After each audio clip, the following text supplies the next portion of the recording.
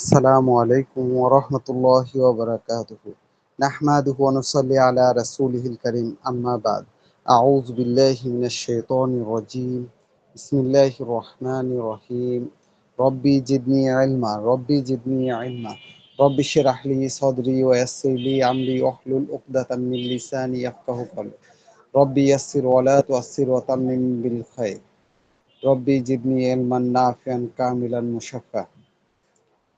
যাক, দীর্ঘ ১ সপ্তাহ পরে আবার আমরা উপস্থিত হয়েছি আজকের ক্লাসে। আজকে আমরা প্র্যাকটিস অফ মেডিসিন ডিএইচএমএস ৩য় বর্ষের যে প্র্যাকটিস অফ মেডিসিন সে বিষয় নিয়ে আলোচনা করব।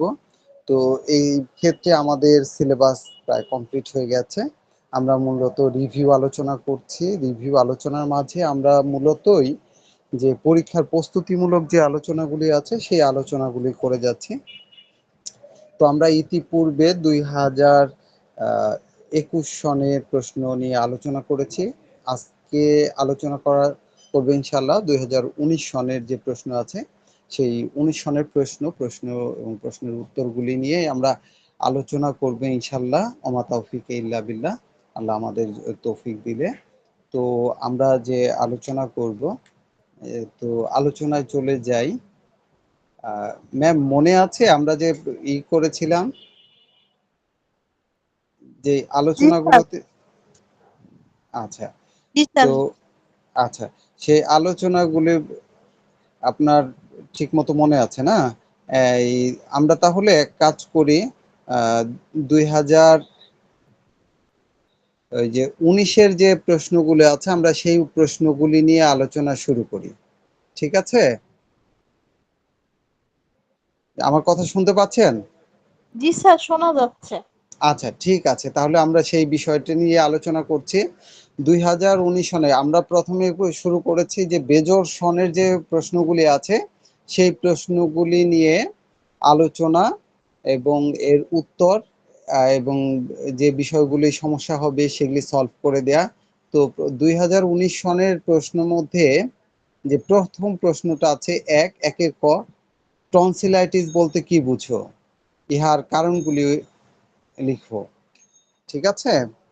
তো মনে আছে আমি যে পড়িয়েছিলাম টনসিলাইটিস? টনসিলাইটিস কাকে বলে বলতে পারবেন?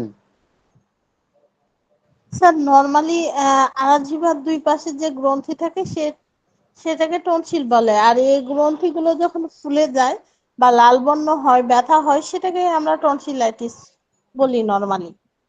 হ্যাঁ, এটাই মূলত, মানে আমাদের ঠিক ভিতরে, মুখ গহ্বরের ভিতরে, মানে জিহ্বার শেষ অংশে, এখানে দুই পাশে দুটো টনসিল নামক গ্ল্যান্ড থাকে।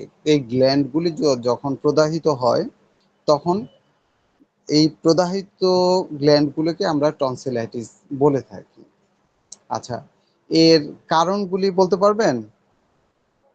কি কি কারণে এটা হয়? স্যার, নরমালি এট ফার্স্ট যদি আমরা ধরে থাকি তাহলে এটা হচ্ছে ঠান্ডা লাগার ফলে মানে রোগ হয়। যেমন ঠান্ডা বৃষ্টিতে ভেজা হতে পারে, আর্দ্র আবহাওয়া হতে পারে, বা যে কোনো অনিয়ম কারণে বা এই সময় বৃষ্টিতে ভিজে বা ঋতু পরিবর্তনের ফলে হতে পারে। নরমালি এরকম। আবার অস্বাস্থ্যকর পরিবেশে যদি থাকে, স্যাঁতসেঁতে জায়গায়, বা বিভিন্ন টাইপের ভাইরাস যদি তাকে অ্যাটাক করে থাকে, ব্যাকটেরিয়া বা জ্বর ইত্যাদি হয়ে থাকে, তাহলে নরমালি আমরা ধরে নিই যে টনসিল হবে বা তার একটা ইনফেকশনের একটা পসিবিলিটি থাকে। ধন্যবাদ। হ্যাঁ, জি, সুন্দর। মানে এর কারণ দুই ধরনের। একটা হচ্ছে যে নিজে অর্জন করা, মানে কোনো কারণে ঠান্ডা পানি খেলো, বৃষ্টিতে ভিজলো, বা ঠান্ডা স্যাঁতসেঁতে আবহাওয়া বা অস্বাস্থ্যকর পরিবেশে থাকার কারণে হতে পারে। দ্বিতীয়টা হচ্ছে যে যদি অন্য কোনো রোগে আক্রান্ত হয়, এই রোগের ইফেক্ট হিসেবেও অনেক সময় টনসিলাইটিস হতে পারে। এই এর মধ্যে যেমন হাম, ডিপথেরিয়া, বাতজ্বর বা এই জাতীয় রোগগুলি অনেক সময় টনসিলাইটিসের কারণ বলে উল্লেখ করা হয়ে থাকে। ঠিক আছে? তো তাহলে এই প্রশ্নটা বোঝা গেছে? জি স্যার। আচ্ছা, তাহলে আমরা সামনের দিকে আগাই। পেপটিক আলসারের শ্রেণীবিভাগ এবং কমন সাইটগুলি উল্লেখ করো। এটা হচ্ছে খ নাম্বার প্রশ্ন। পেপটিক কাকে বলে? আগে সেটা শুনি। পেপটিক কাকে বলে বলতে পারবেন? স্যার নর্মালি হচ্ছে যে এটা আমাদের পরিপাক যন্ত্রে হাইড্রোক্লোরিক অ্যাসিড ও পেপটিকের অধিক পরিমাণে বা ক্ষতিকর গ্যাসের যে ফলে যে গ্যাস্ট্রো ইন্টেস্টাইনাল সারফেসটাতে মানে এপিথেলিয়ামে বিচ্ছিন্ন হয়ে পড়ে এবং পরিপাক যন্ত্রের মাধ্যমে যে ক্ষত হয় সেটাকে আমরা পেপটিক আলসার বা হচ্ছে বিভিন্ন টাইপের আলসার বলে থাকি। আচ্ছা, পেপটিক আলসার, পেপটিক অর্থই হচ্ছে স্টমাক। হ্যাঁ, এটার অপর নামটা হচ্ছে পেপটিক। তো এখানে যদি আলসার বা ক্ষত তৈরি হয়, এটাকে আমরা আসলে পেপটিক আলসার হিসেবে ধরবো।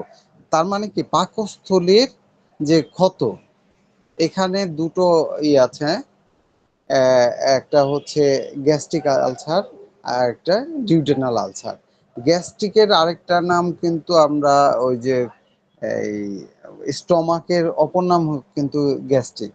মূলত পাকস্থলী, এই পাকস্থলীর এটা মানে যদি অপর নাম ধরি, এটা হচ্ছে, এটাকে পেপটিক বলা হয়। তো এখানে যে ক্ষত হয় এটা। আচ্ছা, এর আলসারের শ্রেণী বিভাগগুলি। স্যার নর্মালি হচ্ছে পেপটিক আলসার শ্রেণী বিভাগ যদি বলা হয় তাহলে হচ্ছে অ্যাকুইট অ্যাকুইট আর হচ্ছে একটা ক্রনিক আর একটা হচ্ছে acute of chronic gastric ulcer বা acute observation of chronic gastric ulcer. হ্যাঁ, মানে এখানে প্রথম মানে ম্যাক্সিমাম রোগগুলোকে আমরা দুইটা ভাগে ভাগ করতে পারি। একটা হচ্ছে অ্যাকিউট এবং একটা ক্রনিক। অ্যাকিউট বলতে কি, তরুণ রোগ, মানে সবে মাত্র বা অল্প সময় বা অল্প দিন অল্প সময়ের মধ্যে যদি আক্রান্ত হয়, এটাকে আমরা ধরে থাকি অ্যাকিউট আলসার। আর ঠিক একইভাবে যদি দীর্ঘদিন একই রোগে ভুগে, তখন আমরা সেটাকে কি বলবো, ক্রনিক পেপটিক আলসার। এই ক্রনিক গুলোকে আবার ভাগে ভাগ করা হয়েছে, অ্যাকিউট গুলোকেও ভাগ করা হয়েছে। তো এভাবেই আসলে এটাকে ভাগ করা হয়ে থাকে। ম্যাক্সিমাম ক্ষেত্রে কিন্তু আপনার এই অ্যাকিউট এবং ক্রনিক দৃষ্টিভঙ্গি। কিন্তু একটা বিষয় আমাদের মনে রাখতে হবে, বিশেষ করে হোমিওপ্যাথিক দৃষ্টিভঙ্গি, এই এখানে যে সংজ্ঞাটা আছে, এই সংজ্ঞাটা হচ্ছে আধুনিক যে সায়েন্স, মডার্ন সায়েন্স বা অ্যালোপ্যাথি, এই দৃষ্টিভঙ্গি কিন্তু এইভাবে আপনার ভাগ করা হয়েছে। কিন্তু এমন আছে যেটা সময়ের ডিউরেশনে আমরা সাধারণত অ্যাকিউট এবং ক্রনিককে ভাগ করে থাকি। কিন্তু হোমিওপ্যাথিক দৃষ্টিভঙ্গিতে কিন্তু অনেক সময় সময়ের ডিউরেশনে আমরা ভাগ করি না। আমরা মায়োজোমেট্রিক কারণকে অনেক সময়ই দেখা যাচ্ছে মানে ভাগ করে থাকি। যেমন ক্যান্সার যদি হয়, ওর প্রথম থেকেই এটাকে ক্রনিক হিসেবেই ধরা হয়। বা এরকম কিছু বিষয় আছে, কিছু রোগ আছে যেটাকে আসলে অ্যাকিউট পরে ক্রনিক এরকম না, কিন্তু অধিকাংশ রোগগুলোই আমরা অ্যাকিউট এবং ক্রনিক হিসেবে ধরি। ঠিক এটাও একইভাবে শ্রেণীবিভাগ করা যেতে পারে। ঠিক আছে? আচ্ছা, এর কমন সাইট গুলো উল্লেখ করো। মানে কমন সাইট বলতে এটাই বোঝাচ্ছে যে কোন কোন জায়গায় এটা হতে পারে।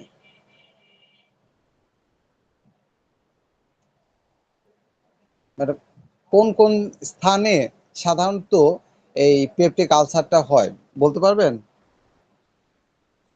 স্যার নর্মালি পেপটিক আলসার তো আমরা জানি যে ওই কি বলে নর্মালি তো হচ্ছে যে পাকস্থলীর মধ্যে হয়ে থাকে এবং হুম, পাকস্থলীর বিভিন্ন জায়গায়, এইটাই জানি। যেটা হচ্ছে আচ্ছা। স্যার ডিওডেনামের প্রথম অংশে এবং পাকস্থলীর গ্যাস্ট্রিক এই জায়গাগুলোতে। হ্যাঁ, এটাকে, এটা হচ্ছে পাইলোরাস আছে, ফান্ডাস, বডি। ঠিক আছে? মানে পাকস্থলীর যদি অংশগুলো বলি, মানে পুরো পাকস্থলীর কিন্তু দেখা যাচ্ছে মানে কিছু ডিউডেনামের সব জায়গায় কিন্তু না। এটা এখানে ডিউডেনামের 4টা ভাগ আছে, পাকস্থলীর 3টা ভাগ আছে। তো পাইলোরাসে সবচেয়ে বেশি আক্রমণ করে থাকে সাধারণত পেপটিক আলসার বা আলসারের যে বিষয়টা, এটা পাইলোরাসে আক্রমণটা সবচেয়ে বেশি হয়। এরপরে মনে করেন যে ফান্ডাসেও হতে পারে, এর বডিতে হতে পারে, কিন্তু পাইলোরাসে এবং মানে ফান্ডাসেও হয়। ঠিক আছে, এই নির্দিষ্ট জায়গায়। এবং ডিউডেনামের মানে এই ওইটাকে চারটা ভাগ করলে প্রথম অংশ, দ্বিতীয় অংশ, তৃতীয় অংশ, চতুর্থ অংশ, সাধারণত দেখা যায় প্রথম এবং দ্বিতীয় অংশে এর আক্রমণটা বেশি থাকে। এরকম ভাবে মানে এটাকে খণ্ড আকারে ভাগ করা হয়ে থাকে। এই জায়গাগুলোতেই দেখা যায় যে এর আক্রমণ বেশি হয়ে থাকে। ঠিক আছে, পুরো স্টমাকে আক্রমণ করে, কিন্তু এর অর্থ যে যে কোনো জায়গায় না, যে কোনো জায়গায় আক্রমণ করতে পারে, কিন্তু এই বিশেষ বিশেষ জায়গাগুলোতে এর আক্রমণটা বেশি হয়ে থাকে। এই জন্য এটাকে কমন সাইট, কমন সাইট বলতে মানে বিশেষ কোন জায়গাগুলিতে আক্রমণ হয়। ঠিক আছে, আচ্ছা এবার গ নাম্বার প্রশ্নে আমরা চলে যাই। গ নাম্বার প্রশ্নে কি আছে? স্টোমাটাইটিসে ব্যবহৃত 3টি ঔষধের নির্দেশক লক্ষণ লিখো। ঠিক আছে, আমরা প্রথমে স্টোমাটাইটিস কাকে বলে সেদিকে যাই। কারণ যে কোনো রোগ রোগ সম্পর্কে যদি জেনে তারপরে ওষুধ নির্বাচন করি তাহলে আমাদের সহজ হবে। স্টোমাটাইটিস কাকে বলে মনে আছে? একদম প্রথমে পড়িয়েছিলাম। স্যার, স্টোমাইটিস হচ্ছে, এটা হচ্ছে একটা মানে প্রদাহ বলা হয়, যেটা হচ্ছে নরমালি মুখের ভেতরে হয়ে থাকে, মানে আচ্ছা, মুখের ক্ষত হতে পারে এরকম। মুখ গহ্বরের যে মানে করেন যে ক্ষত, এটা হচ্ছে স্টোমাটাইটিস।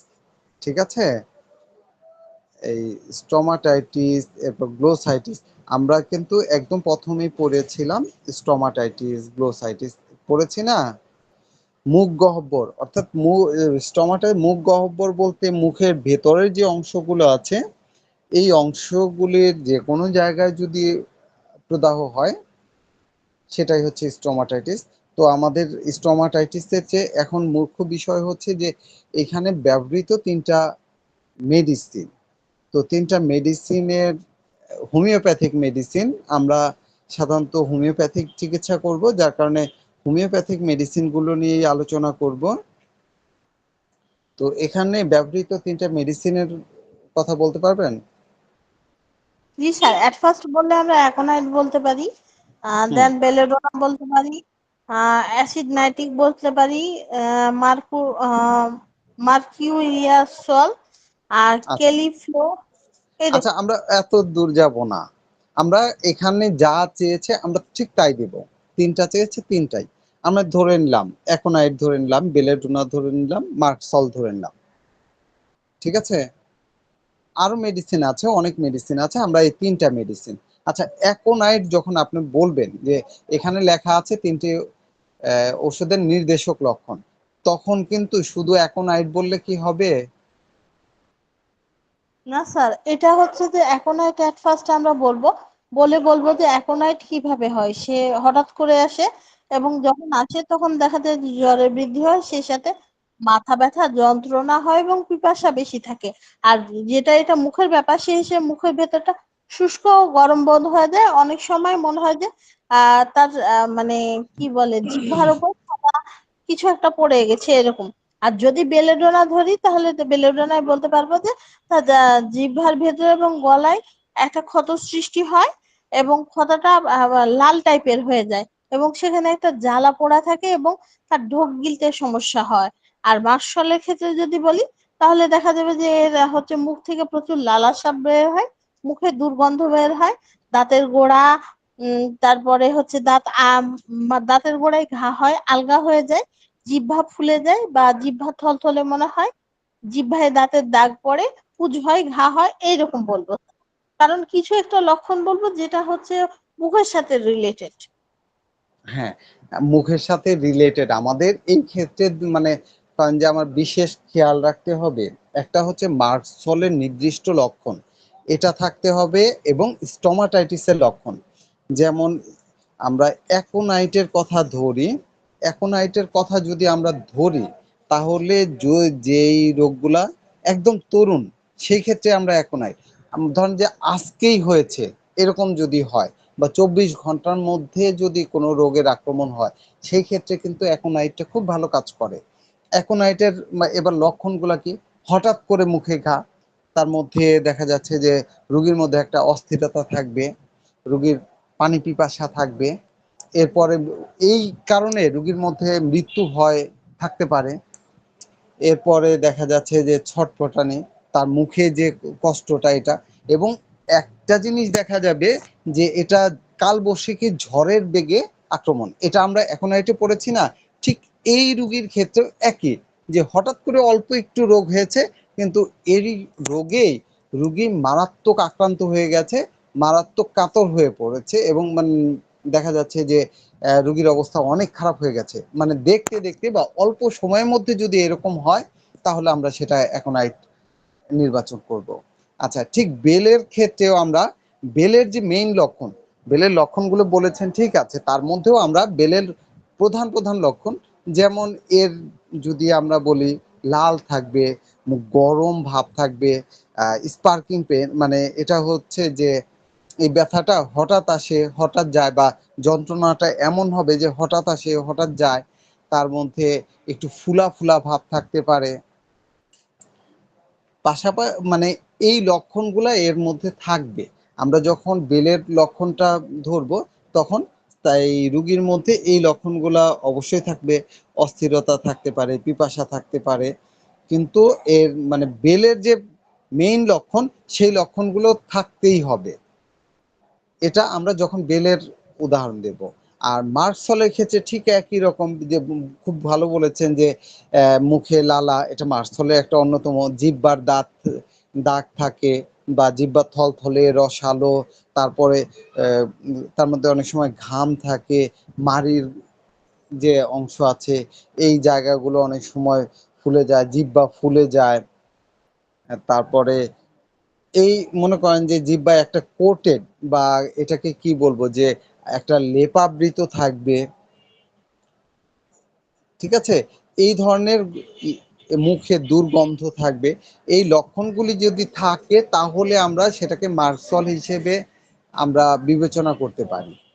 ঠিক আছে, অর্থাৎ যে কোনো মেডিসিন আমরা যখন ওই মেডিসিনের নামটা বলবো, তখন বা এখানে নির্দেশক লক্ষণ, লক্ষণ দুই ধরনের হয়।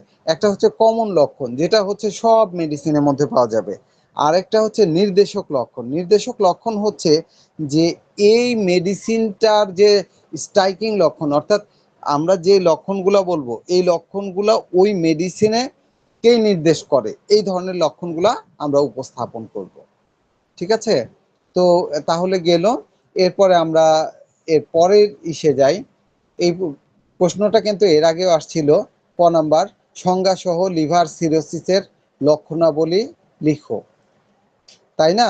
এটা কিন্তু আমরা 2021 এই প্রশ্নটা সম্ভবত ছিল। ম্যাডাম মনে আছে?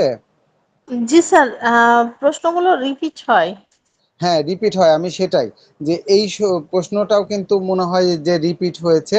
তো আমরা ওখানে কিন্তু বলেছিলাম যে প্রথমে সংজ্ঞা, এই যে লিভার সিরোসিসের সংজ্ঞা লিখতে হবে, এরপরে প্রধান যে লক্ষণগুলি আছে সেই লক্ষণগুলো ওই সংজ্ঞাটা মনে আছে?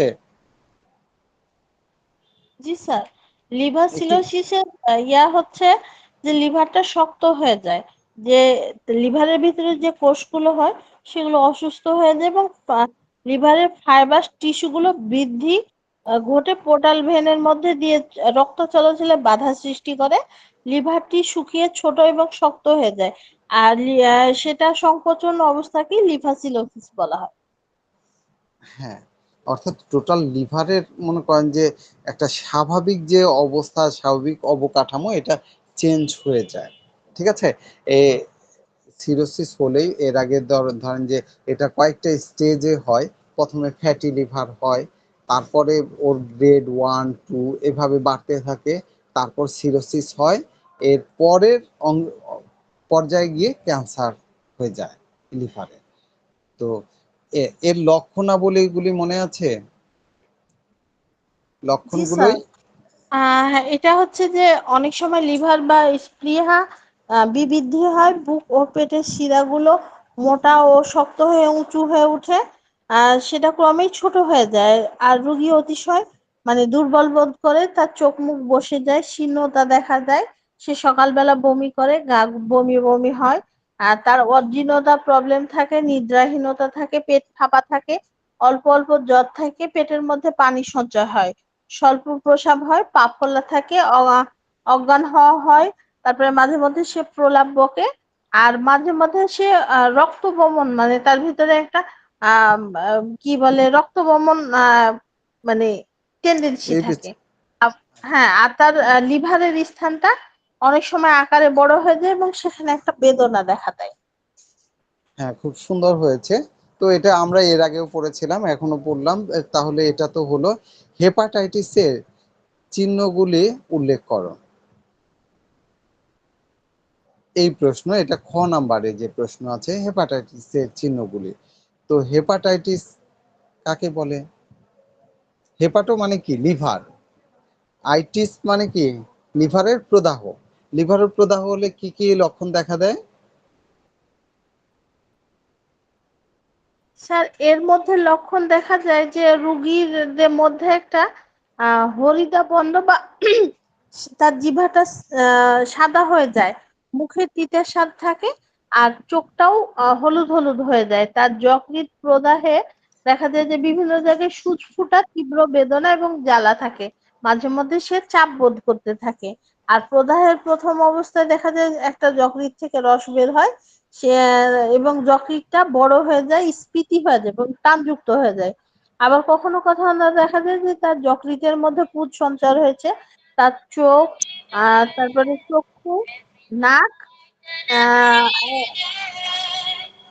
হরিদ্রা বন্ধ হয়ে যাবে এবং তার জ্বর হয়, ক্ষুধা মন্দা দেখা দেয়, মুখে অরুচি দেখা দেয় এবং খুসখুসে কাশি থাকে।